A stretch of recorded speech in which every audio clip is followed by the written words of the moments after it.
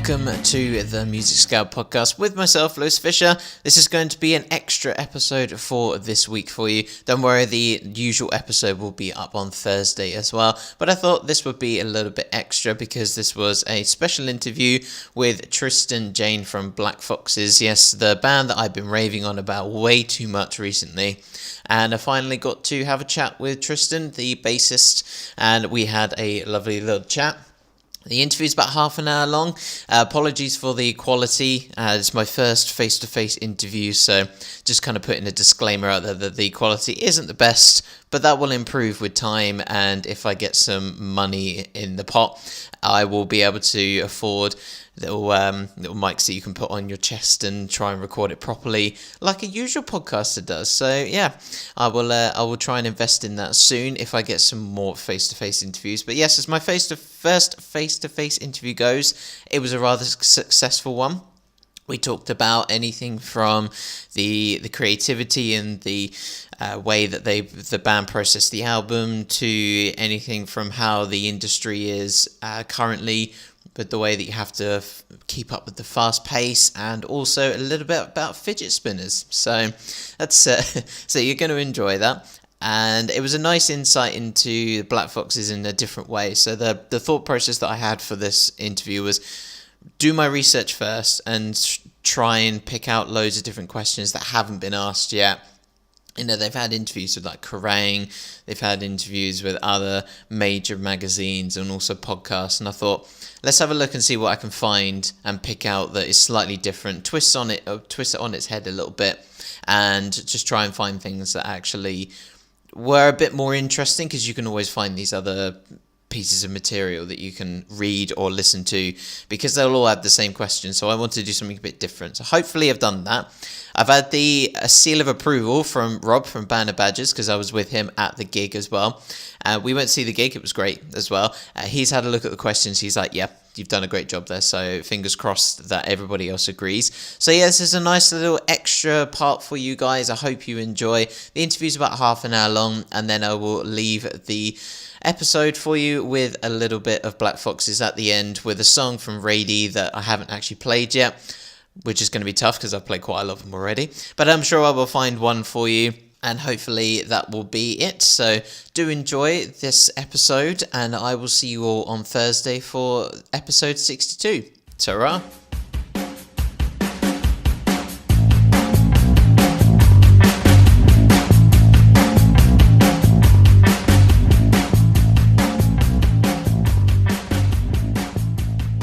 So I am joined with Tristan from Black Foxes. Thank you very much for joining me. Thanks for having me. How are you doing, first of all? Yeah, not too bad. Fresh and ready for the show. Yeah, I think we're only about 3 hours away from when we need to hit the stage. So a lot of downtime, yeah. Yeah. So I've been doing a bit of research, so hopefully this interview is going to be a bit different from the normal questions that you normally get. Because I think normally there's a little bit of repetition with questions, so I thought it'd be nice to just sort of get different perspectives, and obviously people can read other articles if they want to hear sort of the more generic questions as well. So the first one I had was there a song on the album that sort of started the overall sound and feel of Reidi, which is your latest album? Was there a song that was produced first and you thought, right, we'll sort of branch up the sound off of this because this sounds really good? I don't think there was any specific song that started the sound. I mean, I think Flowers was one of the first we wrote, but I think we knew from the beginning that it was going to be a very different album. Certainly listening to a lot of the stuff that Mark wrote in the early stages of it, I think we knew straight away that it was going to be certainly more diverse in terms of style and genre. And then I think songs like Breathe, I think, were sort of, as they came about, and certainly in the studio, as they developed, they took on a whole new kind of whole new feel. Yeah. And we sort of thought, this is us. This is still very much Black Foxes, still very much stylistically us, but at the same time, a lot more. If that makes any sense. Do you know what I mean? It's the new album has definitely sonically grown Oh, absolutely. So I think because we've even from the beginning we've been very diverse in terms of sound, and there's a lot of dynamics within the songs themselves. But I think looking back on I'm Not Well, they were very grungy, very much sort of set the base layer of who we are as a band. A lot of sort of ups and downs, a lot of sort of like deep, meaningful kind of lyrics that sort of pertain to Mark's mental and physical states. Yeah. And I feel like I'm Not Well kind of set a really good base layer, and then as soon as we started writing songs for Reidi, it was very clear that was the path we were meant to take. Yeah. Do you know what I mean? It's a lot more sort of just a lot more mature, a lot more sort of. I feel a lot more comfortable playing songs from Reidi than I do. Oh, really? Well now, just because of how we've kind of grown as a band. That's just how it feels. It feels right. It feels how it should be. Yeah, that's quite interesting, actually. So how did the conversation start for having trumpets and strings on the record? Because I know it's quite a bold move, considering the first album was so rocky. It was very basic. Yeah, it was a 3-piece making music, wasn't it? Yeah, it was loud rock. I think just the general atmosphere of the songs as we wrote them, with Take Me Home, and had to be obviously, as we kind of finalised them as songs with a 3-piece, we sort of said, these would do really well with strings. Because I mean, Dan Carter was actually working as our A&R when we were recording I'm Not Well. Oh, okay. And he was sort of saying, try putting strings on these songs. And we're like, nah, they would never work. I think when we wrote a couple of the tracks for Reidi, we kind of had it in our heads to begin with that, since it was sort of dynamics and stuff we were after, they would really benefit from that sort of thing. And the trumpet element was really kind of, I don't know how to describe it. I want to say surprising when I first heard it. Yeah, absolutely. On Joy, I was like, oh, okay, got down the trumpet route. Originally, we got Matt, the trumpet player, down to the studio so we had a song called Sunbird, which actually never made the album. Okay. And initially, we got Matt in to play a lead line Mark had written for Sunbird on the trumpet. Yeah. So we got him, and he came in and he listened to the track once, and he said, this is the lead line we want on the trumpet, and he was like, yeah, fine, got it, whatever. And then before he left, we sort of thought, what if we, stick around for a bit, and we'll see if you can just riff over the end of Joy, because it was just. Initially, it was just like a very hypnotic, drony kind of slow outro, which we wanted the slow fade and the kind of, where you sort of tune out and you're just in that moment. And we said, just riff over it. We never gave him a particular direction. We just said, listen to it and just play over the top of it. Okay. We hooked him up to a microphone, which was going into delays and reverbs and all sorts of wacky effects. And our producer was like sort of, twisting all the dials and knobs as he was playing, and it was magic, and it just completely made that end section. It's done in one take as well. Oh yeah. Wow. I mean, he might have done two just for safety's sake. But still, the fact that it was just completely off the cuff. He just sort of played it, and it's amazing. It turned out way better than any of us ever thought it would. I'm going to be listening to Joy in a whole new light. Absolutely, now, personally. It was never meant to happen. That's the great thing about it. And that's the thing. I can't imagine it without it now. That's the thing. It's just. I know. It's such a core part to it because it was such a surprise at the end. Because we've been playing Joy every night. It's going to sound good tonight. And it's every time we play it without the trumpet, it's like it needs to be there. You're kind of hearing it as you play. At least I do. So tonight we've actually brought him along, and he's gonna. I was gonna say because it's the biggest headline show that you're doing. I thought whether you bring him along. Yeah, and he lives in London now anyway, so we said, do you want to come along and play at the show? He's like, yeah. So I mean, it's. You wouldn't turn that down. Yeah. Well, yeah. Sure. We I mean, it's bless him. It's 2 minutes out of a whole set. Yeah. So he's just gonna kind of come on and riff over the top of that outro. Yeah, but then if he's never seen you guys before, it'd be a nice context to see you guys and sort of what sort of input he's had on such a successful record. Yeah, I'm really excited for people to see it as it was recorded. Yeah, that's going to be really cool actually. So with the whole creativity and sort of experimental part of the album, do you think there's any limit to it within the Fox's sound, so you don't actually break that sort of Fox's sort of bass line that you've got? So you want to try and progress and produce and sort of push it too far. Yeah, without taking it too far. Yeah. I mean, I think we're pretty open to anything, really. I mean, there's a lot of synths. There's a lot of organs and odd sounds going. We even used a fidget spinner over a guitar pickup for one of the parts in. What's that? I'm trying to think of one that could potentially have a fidget spinner. I never expected. Do you know what? I think we tried it for a few. I've known for bows to be used on guitars, and obviously your teeth with Hendrix. Yeah. But that's 21st century for you. Fidget spinners. Yeah, man. Am I losing it? Oh, okay, yeah. Yeah. It was, as we were recording it, it was like one of those things that it was big. Yeah. Yeah, the fidget spinners took off like crazy. And it was, we were just messing around. And then it was the engineer, George. He just held it up to the pickup, and because it had it was one of the metal ones. Yeah. And as it was spinning, it made almost like a vibrating kind of helicopter sound. Oh, okay, right. And we kind of like touched the strings a little bit. It's like a nice kind of expansive kind of jangly sound. Okay, yeah. So I guess when you put reverb and expand in the mix, you'd never hear it and go, "That's a fucking fidget spinner." Do you know what I mean? But it just completely it's this nice kind of ambient sound. Yeah, which fits really well. So if you think about that as an example, there's no real limits. Yeah, I guess that's my question answered. To be fair, I think any kind of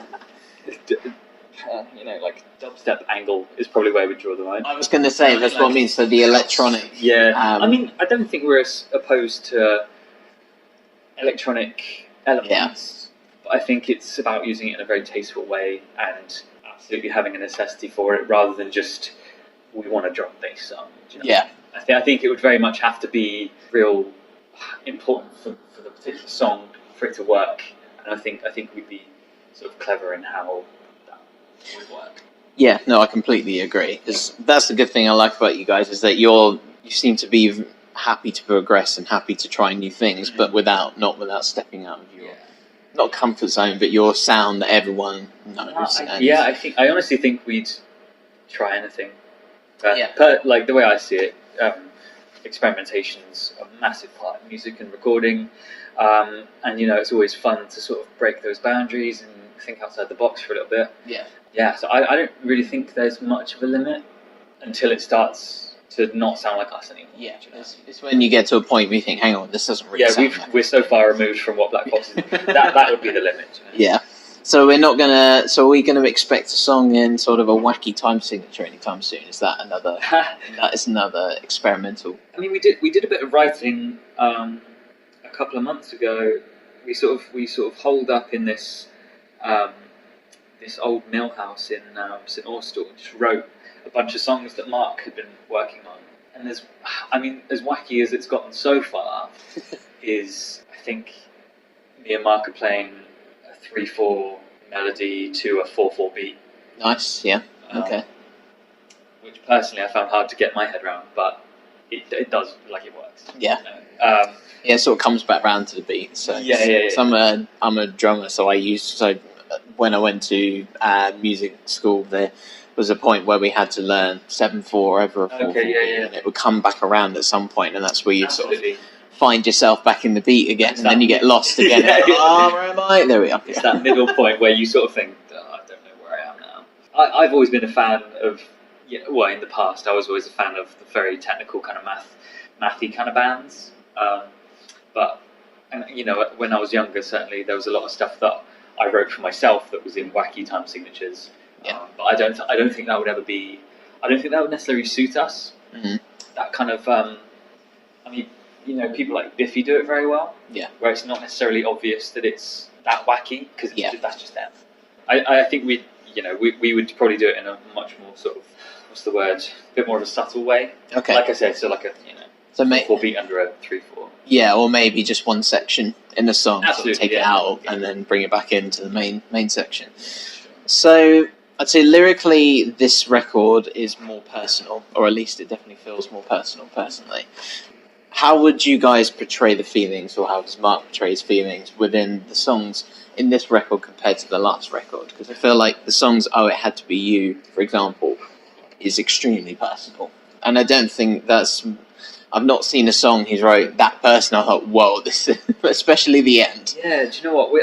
We've not really talked about the meaning behind that song. I mean, he said before that a lot of the lyrics in this album are more about sort of self-discovery and that sort of, finding yourself amongst the world of crazy shit. But I think whereas I'm Not Well was kind of more catharsis in terms of the kind of stuff that he kind of makes himself do in spite of his illnesses and stuff. Yeah. Whereas I feel, to me, it feels like Reidi's feels a lot more positive, even though there are a lot of darker aspects to it. I feel like Reidi is like more of like an empowering kind of. Yeah. I don't want to speak too much about how. I can't really say on his behalf. Yeah, I don't want to speak for him. That might be where the whole thing where I'm saying it's more personal is that it's a lot more expressive, and so I think that's probably where I'm going with that. Yeah. So I definitely think that it's definitely more expressive, and probably summed it up quite well with what you can. The other thing I want to touch on as well was sort of your feelings. So I was at the gig in London in September. Obviously, Mark had a crohn's relapse literally probably just before the gig, or the day before the gig. That's a tough one for him. It's just insane. I just can't believe he did that personally. How did you guys feel after the gig? Because it was the biggest headliner you'd done, and he was trying to power through. Bless him. I felt like I wanted to go up and just try and help. He was doing such an amazing job considering. How were you guys feeling after that? Just incredibly or insanely. We do really feel for him because obviously it's hard to put yourself in someone else's shoes. Yeah. No idea how that feels myself. No, neither do I. Everyone gets those days where you feel a little bit lethargic, but I mean, for him it's kind of like a daily basis, and going up on stage and performing it. I don't know how it kind of looks from the crowd's point of view, but I don't think necessarily anyone would think about how hard it would be. No, you know what I mean? Yeah, and it's it's exhausting, and I don't sing or anything like that. Do you know what I mean? So for him, especially when he's kind of battling the fatigue and the crohns, and then he's putting a massive strain on his voice purely. For the power he puts into it. The power of the vocals, and everyone says how amazing his his vocal ability is. Yeah, I have admiration for it's crazy, isn't it? Yeah, well. It's really powerful, and so we're just so sort of proud that he puts all that on the line for the sake of a show. Do you know what I mean?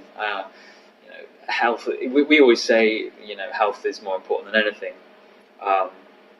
Obviously, he wants to put on a show, and that's incredibly admirable, if you ask me. Yeah, definitely. Because it's just so hard to put yourself in that space in the world that he's going through. It's an incredible challenge, if you ask me. It was definitely a gig that I felt that everyone in the audience was with you guys on that stage as well. Is that everyone was sort of trying to push you guys to get through it, because I know he wanted to as well. He wouldn't have wanted to try and just leave halfway through, or even how shit he was feeling. I knew he still wanted to try and get through all the set. Well, because we never meant to do an encore. We always said. Really? Oh, Jesus. No. It's one of those things. Remember, you guys left, didn't you? You guys just left the stage and came back out and did River at the end. Meant to do that. Oh my gosh. It was just like I need 5 minutes, and when it got some fresh air and some water, and calmed himself down a bit, and it's like one more song and it's done, kind of thing. But that was a tough one for him. It was incredible that he made it through that show.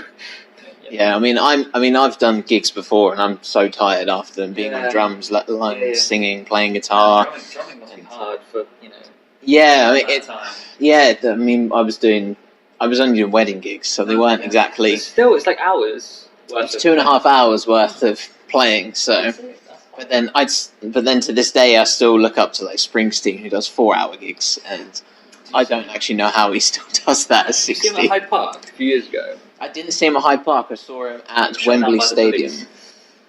Really? Yeah. Legend. It must have been 2000. I think it must have been 2013, 14. I think it was earlier than that. Oh, really? Okay. I think I'd just finished uni. It was 2011, 2012 maybe. He played Hyde Park with, and for the last few songs he got Paul McCartney out. Really? Did a few songs. My gosh. And that was mad. And then he went over the curfew. Yeah. Like you said, he'd been on stage for like 2-3 hours, just non-stop. Yeah, he doesn't go off for a break or anything, because at Wembley it was 4 hours non-stop, didn't go off.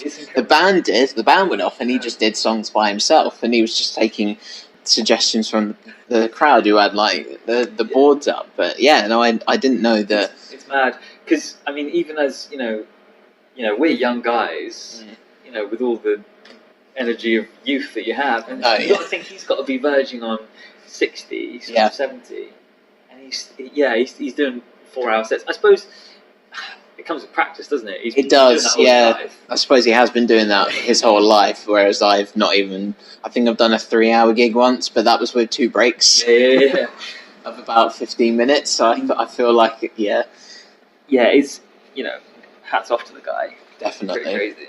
Although you say, it's just reminded me that last year I went to see Foo Fighters, and they went over the curfew as well, and so they were like, yeah, we can pay for it, fuck it. Yeah. And you said they brought out Paul McCartney. I don't know who I prefer, Springsteen and Paul McCartney, or Foo Fighters and Rick Astley. We got Rick rolled. I think I heard about that, yeah. That's mad. We got Rick rolled in real person, in real life. Weird combo. Yeah, can you imagine a rock version of Never Gonna Give You Up? And that's Rick Astley, supported by Foo Fighters. That was interesting. It's crazy though, because that Hyde Park gig, they went over the curfew, but because it was in like a public setting, they had to cut the music because it's it's like I think at the end of the show it was the police that made the call because they said that they can't, or like the security or whoever. So I'd hate to be the guy that had to say to Bruce Springsteen that I was the one that cut your power. Because it just stopped and everyone was like, "What the hell's going on?" Oh, literally just stopped, didn't wait for him to finish your song? No, just cut the power. That's terrible. You wouldn't want to be that guy. You'd never be able to live with yourself. No, you'd be like, I'm really sorry. Alright, so moving on. So as an evolving band, you're currently going at a ridiculously fast pace, personally, I feel like. Where do you see the industries going now? So, because you guys, I think, if you release your album in the next 2 years, that'd be 3 and 5 years, which is insane. Obviously, it's so fast paced at the moment, and I see you guys are quite dedicated to the physical product at the moment with sort of colourful vinyls with the blue and pink and I'm Not Well and the red splattered, and the abstract artwork as well. Where do you see the industry going at the moment with you guys, and how? Because obviously the amount of albums you're producing at the moment is probably faster than you imagine, or where you probably started out to be, or is that always the plan for you guys? To sort of try quick succession. Yeah. It's just the way people consume music nowadays is so, everyone's so kind of pick up and drop anything, in an instant. People are always wanting more things. Yeah. So for us, I think it's just a case of, not necessarily pandering to any kind of expectation, but certainly being very aware that people are always going to need new stuff, or else you're just going to get forgotten about at the end of the day. Especially, I think rock music in this day and age is hard to come by in like a popular music aspect. Yeah, I mean, I think it wasn't in the top 40 grossing for last year, I don't think. So any rock music at all. Okay, yeah, no, that doesn't surprise me, to be honest. It's a sorry state of affairs, really, when you think that popular music back in the day was guitar bands. Yeah. And now it's all electronic. It's like some dude sits in his room on his laptop create some kind of dance track with, like a vocal over the top, and it'll get to number one, and it'll be like the biggest dance tune of like the summer, and you got to think how much money must be involved in that kind of thing. And sadly, I don't think, unless you are one of those rock bands that's been around for a while, I don't feel like it's easy for a rock band to get to that sort of stage. I think for us, I think we're just content as long as people are interested and people are listening. And we always knew we were never going to be that band that was like an overnight kind of one-hit sensation band. I think for us, it's just for as long as we can, just keep making music for the long run. If it happens, it happens. But for the moment, we're just kind of content with writing music and doing the best we can, just to keep going, and that's what we can do, really. I think as a rock band. Okay, that's fair enough. So, and then in terms of, you're currently writing album 3, obviously. You're writing album 3 at the moment. Oh yeah. Okay.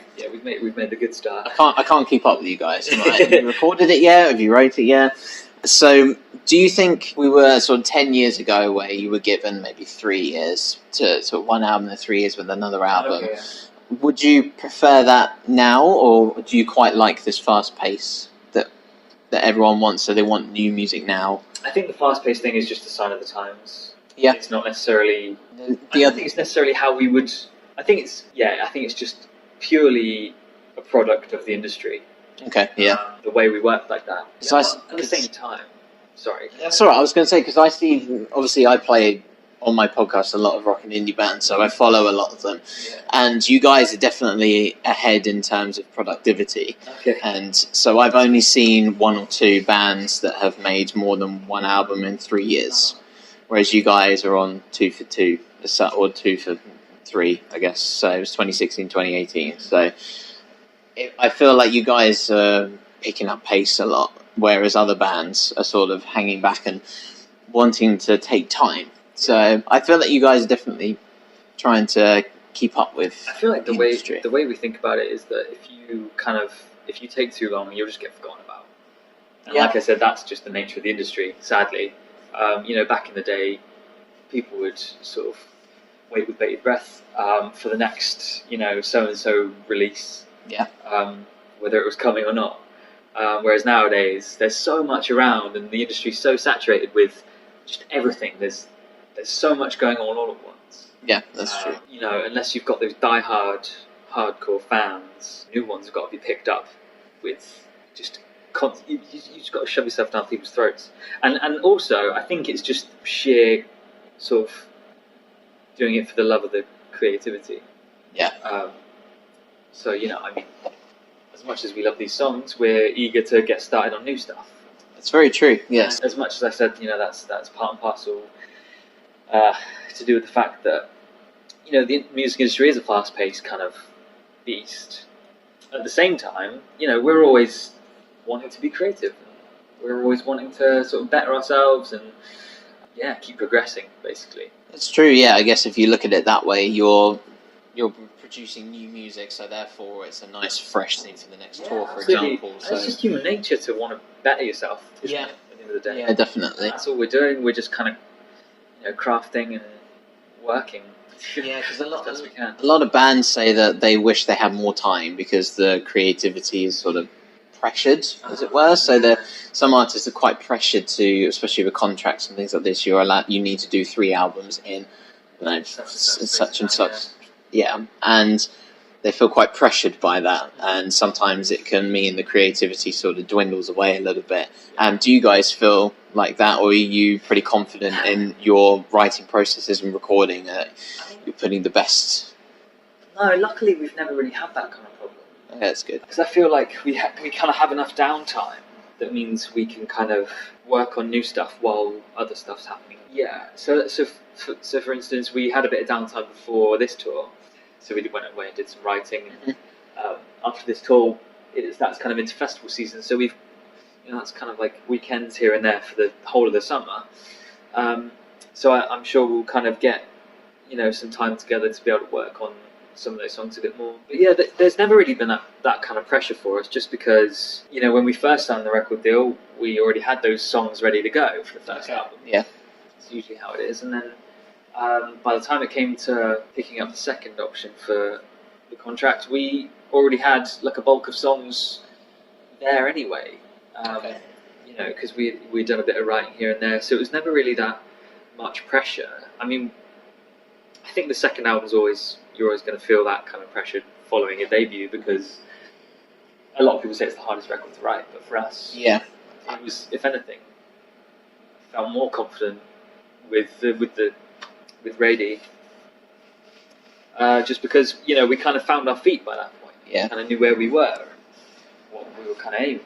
It definitely shows in the record, to be fair. I mean, I can't. I loved I'm Not Well, and I only discovered it last February, I think. So I couldn't put it in my top 10 albums of the year, just because it was just the way that my process was. But I think it was going to be either one or two, either one. But I can't tell if Reidi's better or not. But that's a good thing. Sounds like, is it better? But I don't want to, because it's only been out for about a month or so now. So has it not even been that? It feels like that anyway. So no, it's not even been out a month yet. So yeah, and it already has a distinction to me that it's sort of got there already. So, and I think it's just because sonically, it's just not what I expected. It was such a bigger sound, such a more mature sound, and I thought, damn. That's what we were after, man. Yeah, just sort of whatever people expect, giving them more. Yeah. You know, that kind of thing. And the record definitely does that, to be fair. Yeah, I think that is everything. Right. So yeah, thank you very much for joining me. Thank you very much. Yeah, and I'll play a song from the new album just to see you out.